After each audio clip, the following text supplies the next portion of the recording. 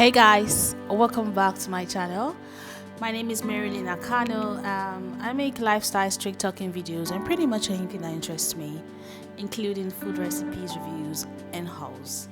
If you're a new subscriber, thank you so much for watching this video, and thank you so much for subscribing to my channel. And if you're a regular subscriber, thank you so much for watching this video, for bringing out your precious time to actually watch this video. I'm super grateful.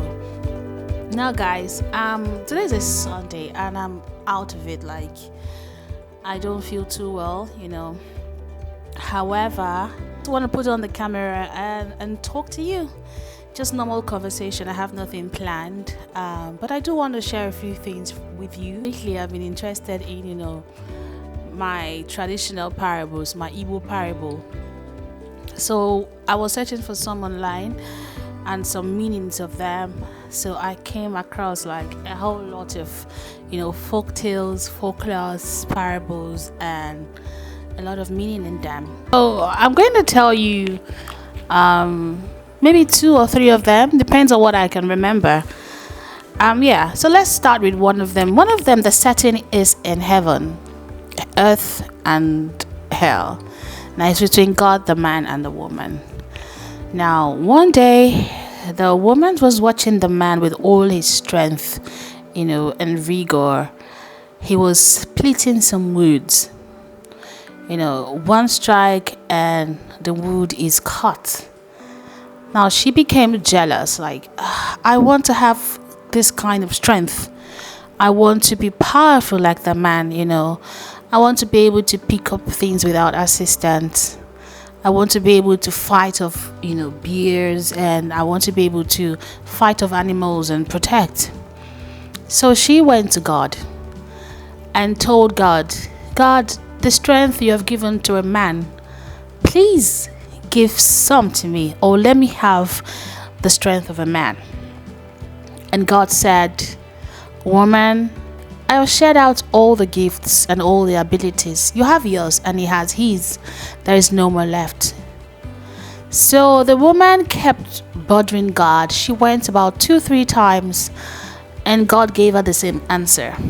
So one day she thought, maybe the devil might find an answer or a solution or look for a way so I can, be as strong as a man. So she journeyed from heaven to hell. She journeyed and she was tired, but she got to hell anyways, and she met the devil quite alright. And she asked the devil, how can I be as strong as the man? How do I get the power to fight off, to protect, to fight off animals? How do I get the power to split woods, to hunt? And the devil said to the woman, unfortunately, God has finished sharing all the gifts. You have yours and he has his. And the woman bothered the devil. The devil was like, okay, woman, see, I might be able to help you, but what you need to do is go to heaven, the throne of God. At the back of the throne there are 3 keys there. There's a bunch of keys that contains 3 keys, and ask God to give them to you. And if God can give them to you, I will help solve your problems. So the woman now was journeying to heaven. On her way, she bought some butter. She placed it in her mouth. On her way, she bought some sweet. She put the sweet in her mouth. So she was all buttered and sweetened up. Then she went to God and said, God, with all the submissiveness, with all the, she was sweetening God up. And she was like, God, please, can I get those keys at the back of your throne? I see that you do nothing with them. Can I please have them? Now, because of the sweetness and the butter in the mouth of the woman, God just said, okay, woman, you can have those keys. After all, I do nothing with them. So with a grateful heart, the woman picked up the keys and ran like she has never run before. She ran straight to hell to meet the devil. The devil looked at the woman, and the devil was like, well done, woman.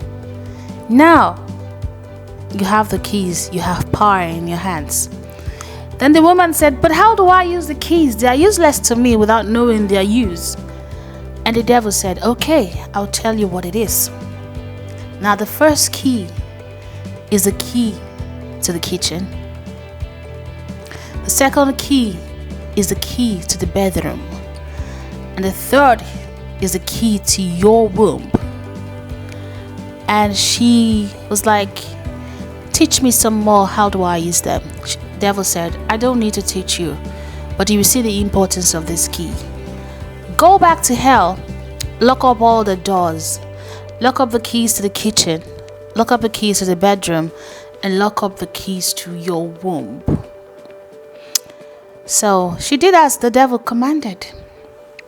When the man returned from work, he was shocked to find out that these keys were locked.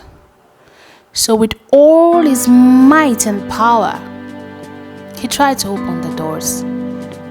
He asked the woman, why did you lock up this door? These doors? And she was like, what does this door mean to you?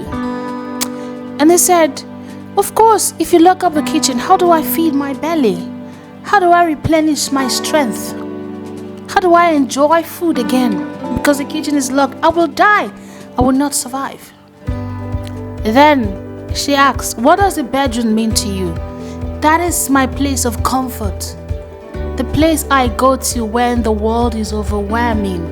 The place I go to for enjoyment. The place I go to seek femininity. If you take them away from me, I'm nothing without it. And she was like, okay, what does my womb mean to you? And the man said, your womb means that I can further my generation. I can make children. And the woman was like, so if I have these keys, now that I have these keys, will you do what I want? The man ignored her and went again and started using his strength to see if he can kick these doors open. But these doors were not bulging. So he came back and said, okay, woman, I'll give you some of my strength. Can you please give me these keys? And she refused. And from that day on, the man does the woman's bidding. Because if he doesn't do them, the keys to these things will be locked. Now, the moral of the story. This goes to show you that when a man asks you, there's this thing that is going on these days, and men are saying, what do women bring to the table? Well, if a man asks you that, or if he's dumb enough to ask you that, first of all, you shouldn't be with that kind of man, because obviously he doesn't know your worth. But if a man asks you that, of course I know that a lot of men can cook, but if a man wants a woman, okay, for me, these are the things that he should be expected to enjoy. Have food. Personally, I love to cook. It's not compulsory for anyone to cook for their man. Me, I love to cook for myself. So I will extend that to the man. I know quite alright, not every woman likes to cook, and that's okay. You know, the bedroom, you cannot satisfy, you have your left or right hand. Some men say that, but you will not deny the importance of a woman, okay?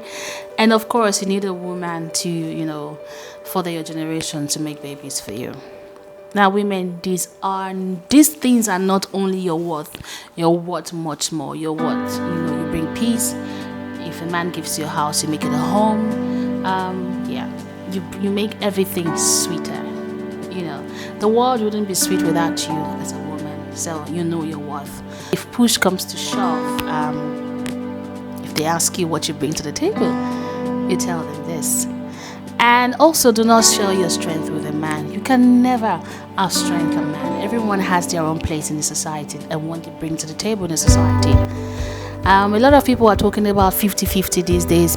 Personally, I don't believe in 50-50 relationship, because women work these days, and the only thing that is an imbalance is the ability to bring forth children. So, except a man offers to pay me while I am bearing children, it's never going to be 50-50. That's just what it is.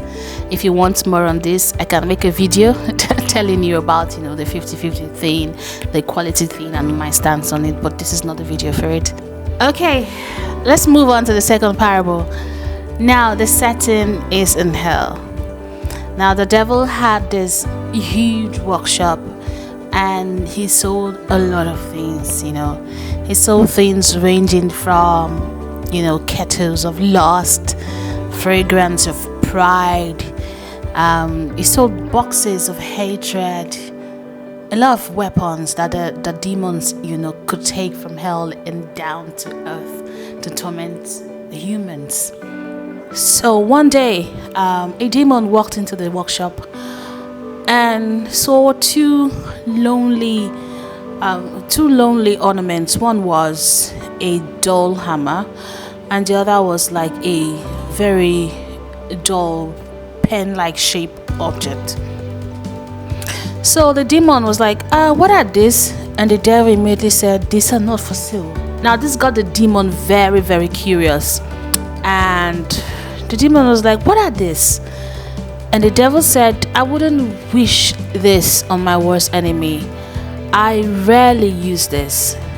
So, and this is one of the most powerful weapon that could be used on man. This got the demon much more curious, and he probed further. And the devil said, the dull hammer was doubt, and the dull pencil-like object was hopelessness. And when combined, doubt and hopelessness, when combined, is a very little weapon. And anyone who has been so unfortunate to be inflicted with the objects of doubts and hopelessness, doubt alone can ruin a man's life. Hopelessness alone can also ruin a man's life. However, if you combine these two, the damage that is done is extensive, because anybody afflicted with hopelessness and doubt does nothing. And when you do nothing, that's a very dangerous place to be. Like, all your dreams will die. People who are hopeless, most of the time they end up committing suicide and giving up on life. So those are the two weapons. So whatever you do, always have faith. I think that's the opposite of doubts, and always have hope that wherever you are now, it's going to change. Where I was 10 years ago is not where I am now. I'm in a better place. Yes, I'm not where I want to be, I'm not where I have seen myself to be. However, I'm closer to where I want to be. So if I had taken my life when I was really in the trenches, due to the fact that I didn't see any hope, I wouldn't be where I am today, because I'm enjoying life better now than I was, say, 10 years back. So we have that mindset that it might seem so bad, but time is the greatest healer. Time is the greatest equalizer. Like, time will push you out of wherever you are right now. That's it for that story. Then the last one. A man and his wife had constant quarrel. They were having so much quarrel in their marriage, and the woman, one day the man struck her. Now the woman threatened to leave. The man begged and begged, and she agreed to stay. Now, for the man to regain the trust that the woman had for him, he told the woman that he's going to tell her a secret. So he brought out a carved wood, and told the woman that this wood lies my life. This is where my life is. And since I've been born, this wood has never touched the ground. So I entrust this wood to you. please guard this wood. This is to tell you that I will never touch you again. I will always love you and be by you because I give you my life. Do with what you want, but please do not kill me. I might make mistakes here and there, but please do not kill me. I'm trusting you and trusting in my life. This is the greatest trust I've ever given anybody, which is my life. And it's a representation of this wood. So if this wood touches the ground, I'm done for. I'm dead. So one day, things were going smoothly. Everything was fine. Then one day something happened. And this woman got so angry. She was so angry to the extent that she went inside, brought out the wood, and pinned it to the ground and watched the man with so much disdain. And to her surprise, he didn't die. It was a trick. So the man was like, okay, I think you've had enough. I think we've had enough. Let's just, separate. You wanted to kill me. You looked me in the eyes and you wanted to kill me, regardless of what I have done to you. So in essence, what I gathered from this story is your past is your past.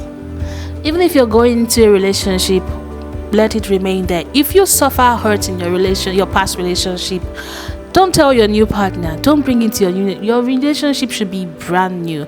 Whatever baggage, whatever hurt should be left there. Because let me tell you, from personal experience, you meet a guy today, you feel he's the one, and you begin to open all your secrets to him. 9 times out of 10, he's going to use it against you. That's life. If you go and tell a guy that you've suffered so much in the hands of men, 9 times out of 10, they will treat you exactly or even more, because you can take it. You took it from the other guy. Why can't you take it from me? That's how it is. So do not bring your baggage. Do not show anybody the keys to your life. Do not show anyone where it hurts you the most, because they are going to use it. That's humans for you. No matter how much this person says he loves you or she loves you, or one day emotions are going to flare, things are going to happen, they're going to use it. So guard your secrets. Only yourself to trust, no matter what it is. Some people say, oh, if I don't tell my man, he has no business with your past, girl. The past is your past. Leave it behind. Leave all the ill treatments behind. Leave all the baggage, all the resolve you've made behind. Start afresh. Start with a new man. Start with a new beginning. Okay. All right, guys, that's it. These are my stories for today. I'll go to the pharmacy now to get some drugs because I am not feeling well at all. I just wanted to put on the camera and talk because I'm alone in this house. So all right, if you like these kinds of stories, please give it a thumbs up and subscribe. Follow me on Instagram at Marilyn_Kano or at Niger Chick. And I'll post a new video tomorrow. I'll try as much as I can to post every day.